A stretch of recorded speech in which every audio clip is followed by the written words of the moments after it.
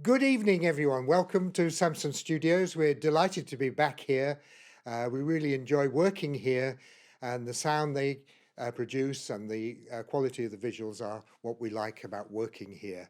Tonight we present a duo with Annie Mahtani on electronics and Sarah Farmer on violin. I do hope you enjoy it.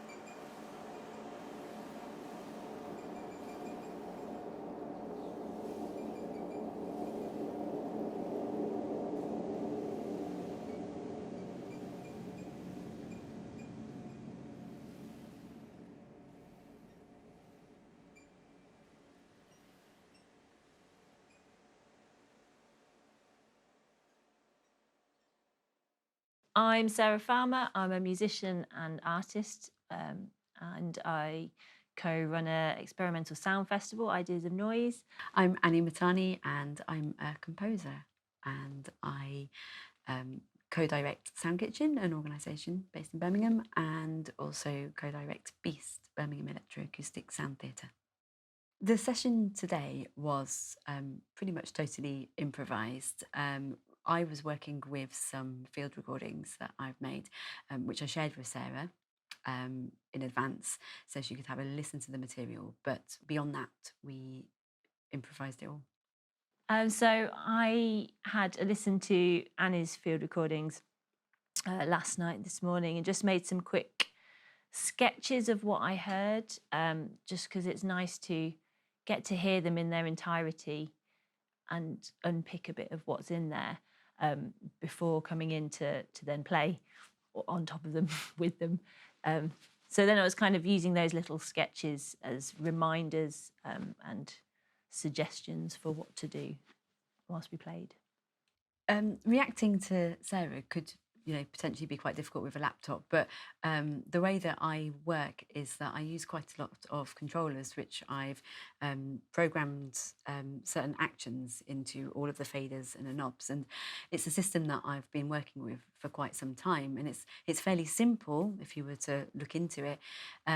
But what it means is that I know what will happen to an extent if I was to turn a fader or a knob, and it means it gives me a little bit more control and a way of actually interacting and responding to what I'm hearing and what Sarah's playing. I suppose playing an acoustic instrument, I'm able to react uh, pretty instantaneously to what I'm hearing, although choosing whether I want to do that is actually a big part of playing, I think, playing with you and then any electronics, because I don't want to just be in a relationship where you play something that slowly evolves and I just speedily react all the time and play all over it. So it's a constant question of deciding whether to react slowly, instantly, let something develop, all sorts of things you don't get necessarily playing with other acoustic instruments.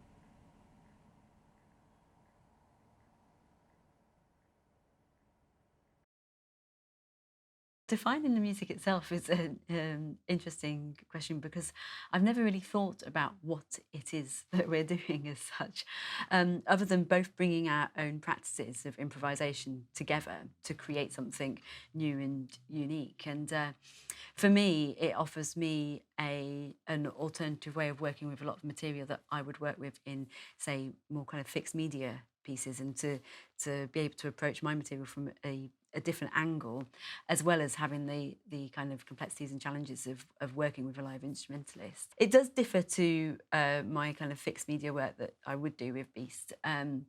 Because when I work with something in the studio, I have ultimate control. You know, I can spend a lot of time with that material. I can tweak it, and I can reflect and make changes over the composition process.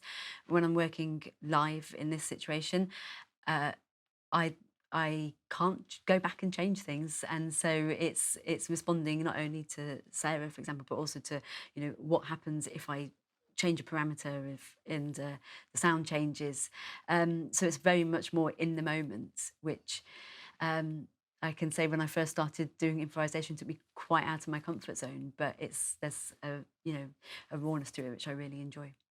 I suppose I play a lot of folk music, a lot of contemporary music, experimental music, improvisation. This probably fits more closely with the sort of free improv, classical contemporary art side of things. Probably more towards how I approach artwork than other music, in just how I'm treating material in my head, I think. I'm not thinking about it in sort of melodic, rhythmic music language. I'm thinking of it maybe more visually, or, you know, music concrete kind of terms. Yeah, I suppose it is about textures and gestures and atmosphere. And I'm not saying that it's not about melody or rhythm, but it often doesn't feel like that's an avenue I want to go down. I wouldn't rule it out. I'm never one for big rules about these things, but yeah, it feels like it might be out of place quite often to put a big melodic idea over something more kind of ambient, apart from, you know, the odd little moment. Actually, in the future, we've got some work together with the Composer Collective, with Andrew Woodhead, Chris Mapp, George Denham, Anna Palmer, and Erin Diaz. That's all of us, isn't it? Yeah. So we're going to be doing some stuff with that over in the summer. What it is, we don't know. That will be part of the work, is finding out what we're doing. So nothing other than that, nothing concrete as yet, but I think it would be really interesting to kind of explore further directions, because it's the second time that we've played together now. And one thing that's always nice is once you start to build a relationship with another performer, is start to learn more about how they work, is that kind of communication that you could bring into future performances too. So it would be nice to continue.